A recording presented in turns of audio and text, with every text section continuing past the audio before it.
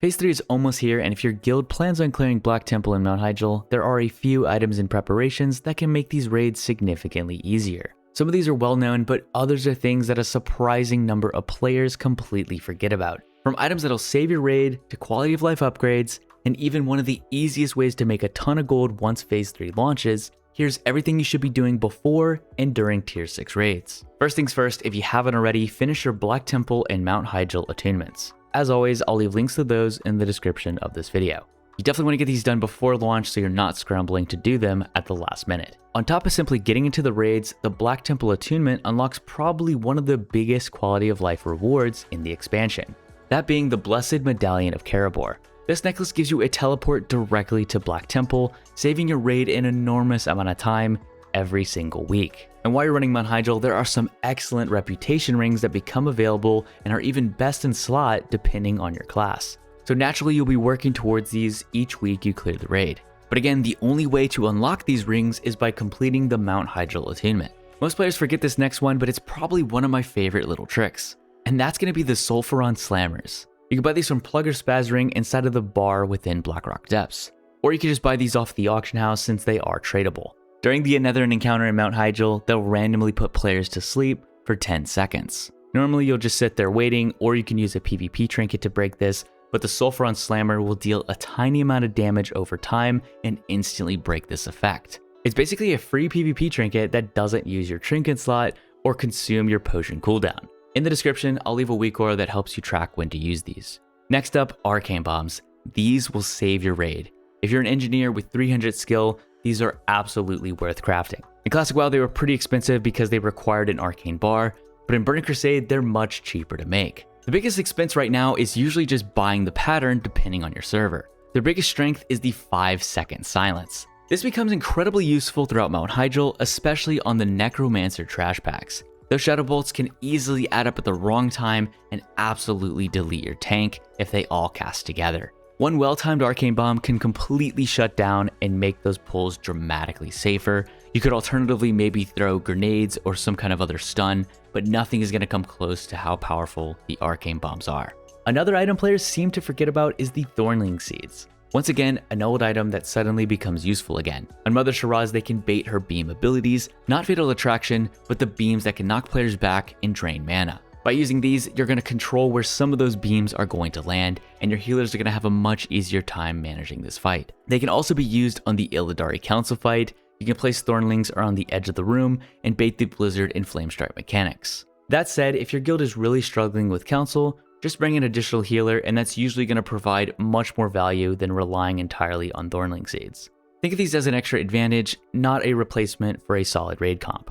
Another valuable item is the Rocket Boots Extreme. Especially valuable on the Mother Shiraz encounter. The extra movement speed lets you spread out much faster for the Fatal Attraction. This means you can often get away with wearing much less shadow resistance while consistently surviving the mechanic. Less resistance gear usually means more damage. Next, I want to talk about some old items that are still very useful within Tier 6. First up, we have the Petrified Scarab. It provides another defensive cooldown during one of Black Temple's hardest tank encounters. It's by no means mandatory, but progression is always about stacking every advantage you can get. Next, we have for the healers the Scarab Brooch. You'll definitely want to dust off your Scarab Brooch if you still have it. It's especially strong during Phase 1 of the Reliquary of Souls fight. Since healing is heavily restricted during this phase, every bit of additional healing really matters. The Scarab Brooch can help squeeze out some extra value and make this phase noticeably easier. And finally, the Phylactery of Kel'Thuzad. If you manage to pick one of these up during Naxxramas, congratulations. This trinket absolutely destroys Hyjal trash and remains incredibly strong throughout several encounters within Mount Hyjal and Black Temple. For melee DPS and casters, it's one of the best DPS trinkets you can bring into Phase 3. For hunters though, it's a little less exciting. Since it seems it doesn't provide attack power to your pet, it's gonna fall behind some of your other options. But for almost everyone else, this thing is still an absolute monster. One thing I don't see enough people talking about is just how much gold you can make in Phase 3. Even if your guild has Black Temple and Mount Hyjal on farm, it's still worth sticking around for trash clears. That's mainly because Hearts of Darkness are going to be in extremely high demand. These are going to be used for crafting shadow resistance gear and certain best in slot pieces. They're going to sell for an absolute premium early on, and I highly recommend selling them before crafting any of those best in slot pieces. On top of that, both Black Temple and Mount Hyjal Trash have a chance to drop epic gems. Every raider is going to want to replace those blue gems with epics as soon as possible, which means those gems are going to be worth a lot of gold during the first few weeks. If your guild's already clearing the raids, take some time each week to organize a few trash clears, and it's going to be one of the easiest ways to make thousands of gold. Not only that, but you're going to be helping gear up your raid at the same time. It's one of those opportunities that people really wish they took advantage of once the prices eventually come back down. If you're looking to make some extra gold before Phase 3, now's a good time to stock up on Mooncloth and Spellcloth. Both are required for several new best-in-slot tailoring patterns, which many players are going to be after. As players start to craft their best-in-slot Phase 3 gear, the demand for these are going to spike, especially during the first few weeks.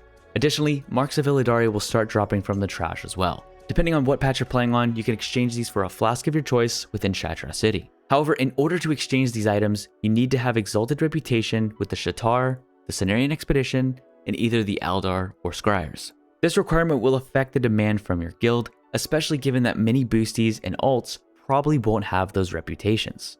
In most cases, it's worth handing these out to your raiders instead of selling them, since they will help reduce the guild's consume costs throughout the phase. Of course, if the market gets a little crazy on your server, it's probably worth selling a couple of these if they end up being worth more than the flask itself. Something else you should consider is saving up your honor for PvP epic gems. These are super slept on and extremely valuable early on in tier 6. An easy way to get your honor up, and what I'm currently doing, is just hitting my arena cap each and every week, and then whatever arena points I don't end up spending, I just let those get converted into honor, and then I spend them on my PvP epic gems. Before Phase 3 launches, make sure you max out your professions if you need to do so.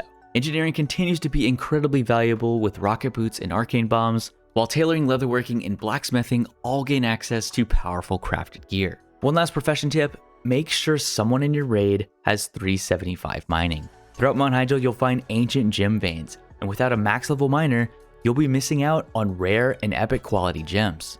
And this one might sound silly, but every Hyjal veteran knows this. Free up some of that bag space. All the greens, the hearts of darkness, the blues, the epic gems, the recipes, you're gonna want to have some empty bag space before going into the raid. And of course, we gotta quickly talk about consumables. Make sure you're stocking up on the basics like what flask you'll be using, weight stands, sharpening stones, wizard oils, and food buffs. But the most important consumable to grab is going to be the Elixir of Demon Slaying, specifically for my physical DPS, and the Stratholme Holy Water. Between Mount Hyjal and Black Temple, you'll be fighting plenty of demons and undeads, making these both incredibly valuable throughout the raids.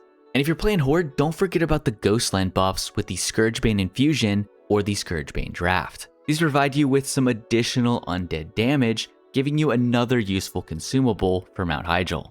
Keep in mind that neither of these consumables are tradable. However, the quest turn-in items used to obtain these are tradable. So you can always buy them from the auction house ahead of time and turn them in by yourself before raid night. For the attack power consume, it's going to be 10 Rotting Hearts, and for the spell power consume, it's going to be 10 Spinal Dust. Also, don't overlook some of the crafted gear from previous phases. Items like Belt of Blasting, Belt of the Long Road, or even a Vengeance Wrap are still excellent pickups if you haven't replaced them yet. With Tier 6 raids introducing new materials like Hearts of Darkness, it can be easy to forget about these older patterns. But they are still very strong upgrades for many players heading into Black Temple and Mount Hyjal. And this is something almost nobody mentions, and that's guild preparation. Decide on loot rules now. Decide who's going to get the first couple of Hearts of Darkness, how many you're going to sell, who's going to get the first crafted pieces, and of course how much shadow resistance is going to be required before raid night. These conversations are much easier to have before the patch rather than during progression. And that's pretty much it. If you enjoyed this video, be sure to like and subscribe for more just like this one. If you have any questions, be sure to leave those in the comments down below, and I'll see you next time.